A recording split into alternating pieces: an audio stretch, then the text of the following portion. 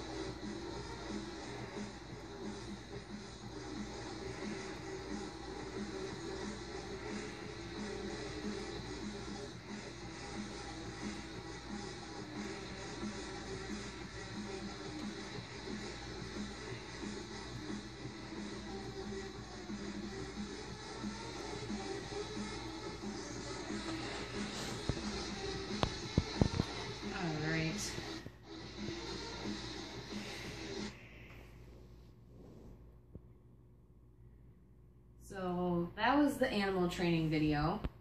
And as you can see, there were tons of animals that were taught how to do really cool tricks. We got farm animals, we got pigs and llamas and chickens, and then we got your household pets, but some of them were like bunnies and birds. I just love that little green bird. He plays golf and basketball, and it's really cool how people have taught these animals how to do these things with what they call clicker training. It's a little clicker that you can use to use basically positive reinforcement. So I'm not really sure exactly how it works because I haven't done it myself yet, which I probably should with my dogs, but yeah, I just thought that was pretty cool.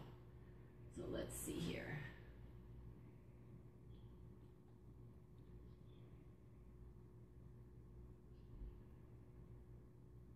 All right.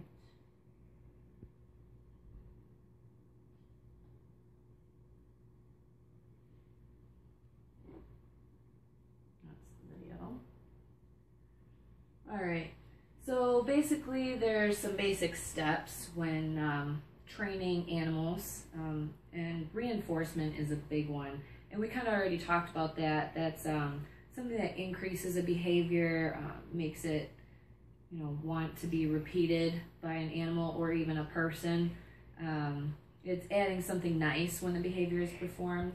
And then there's negative reinforcement, which is removing something aversive. And then there's reinforcement, communication, and target recognition. Those are the three basic steps or building blocks of how animals are trained. And, communication is key, and the target recognition is kind of like giving the reinforcement when the animal does the targeted behavior. And once an animal learns this foundation, it applies the learning to new and more complex behaviors. And that's how you can teach an animal to keep getting more complex and training and doing more complicated things. So in order to get this target behavior, the reinforcement must immediately follow the desired behavior in order for it to be effective. So if you tell a dog to sit, and you wait 3 minutes, it's not going to know what to do. So you tell a dog to sit, it sits, you say, good boy, give him a treat right away. And then he'll know, oh, okay, I get a treat for sitting. And they associate that behavior with, they associate the treat with that behavior. And then there's a signal, and people call it a bridge signal. And it bridges the gap of time that occurs between the behavior and the reinforcement. So again, that's, if the bridge signal is 30 seconds, the reinforcement may not be as effective as it would be if it was 5 seconds. And it varies with species.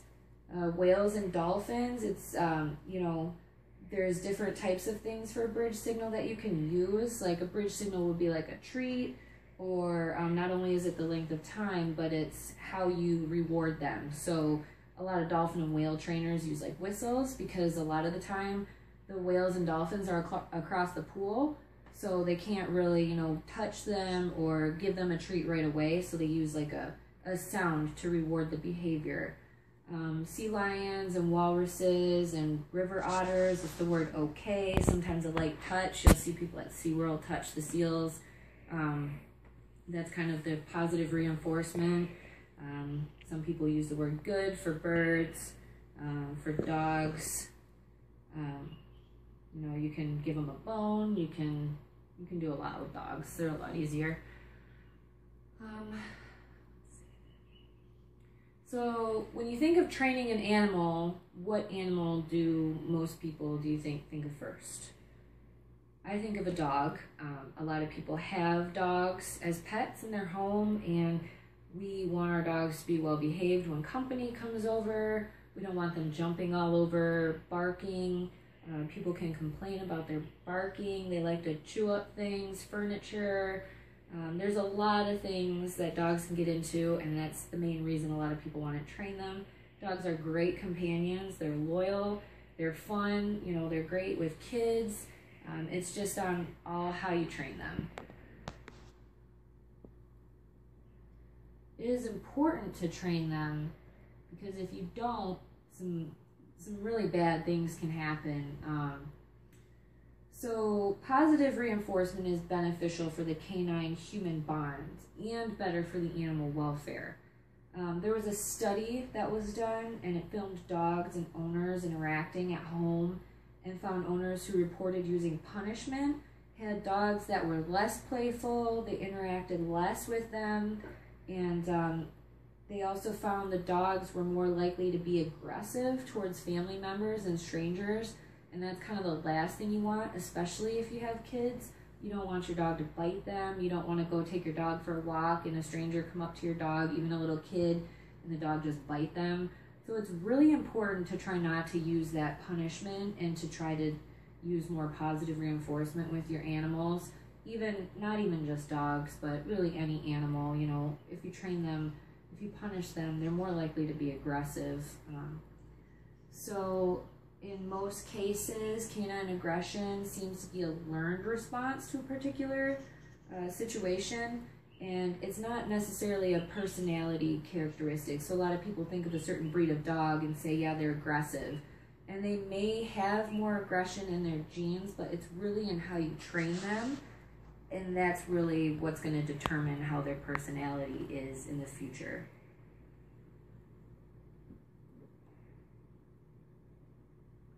So I have another video here. Let's see if I can pull it up here and get it to work for everybody. Good boy. Lay down. Good. Let it be. Good. What's your name? To your right. Turn to your left. Good boy. Look left.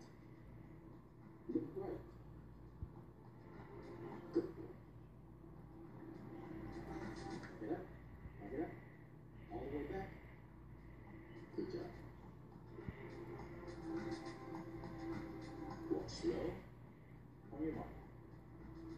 And sit. Say hello. Say hi. Look behind you. Good boy. Now shake your head.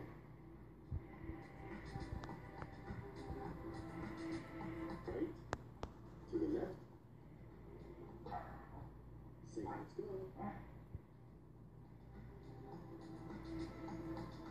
Crawl to your mark. Good boy. Back that dog. Go pee him out. Good dog. Can you bow? Put your head down.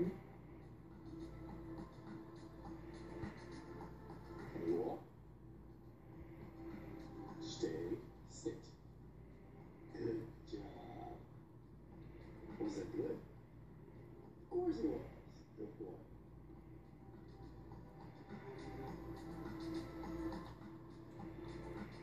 All right, Jumpy. Time to go to bed. Cover up. Good night. All right. So I thought that was a really cute video. Obviously, some of it may be a little over-exaggerated. I don't know about the whole scooter thing, but what I noticed most is the guy kept saying, good boy, and he was giving a really positive reinforcement, and a lot of dogs can do a lot of those things.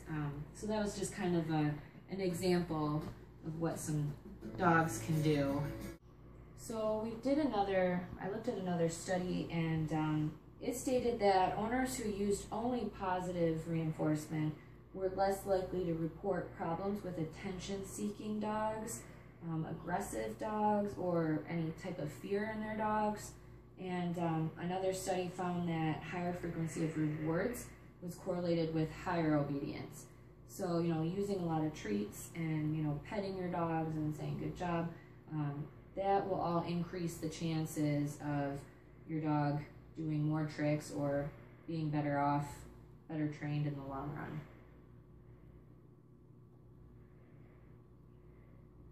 All right, and don't forget with any of these behaviors, they can't all be learned at once. It's going to take time. You got to be patient with your animals. Don't ever, get aggressive towards them. And it happens in steps, and that step-by-step learning process is called shaping. And many behaviors of humans are learned through shaping, ever since, ever from the beginning till we grow up, and forever. We learn things through our peers and step-by-step at a time. And these complex behaviors that animals learn through shaping, they're learned in a process, and that's called approximation. And the animal may be reinforced for each successive approximation towards the final goal. So each step is very important in order to reach that final goal, is basically what this is saying.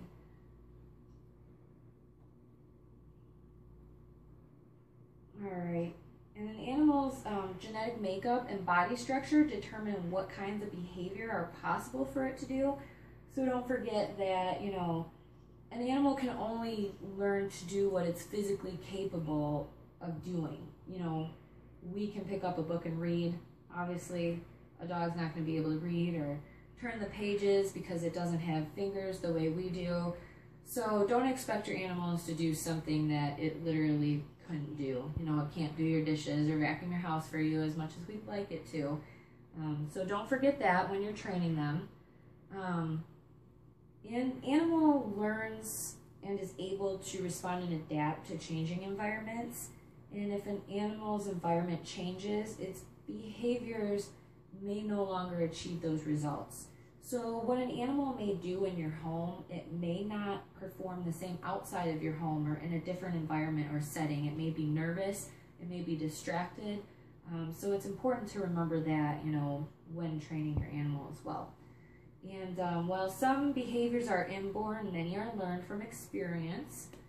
Learning is a relatively permanent change in a behavior as the result from the experience, and for the most part, the learning occurs gradually in steps, as I've already stated. All right, and those are my references, and I hope you enjoyed my presentation, and coming up, I will actually show you some training tips with my own dogs. So have a good night.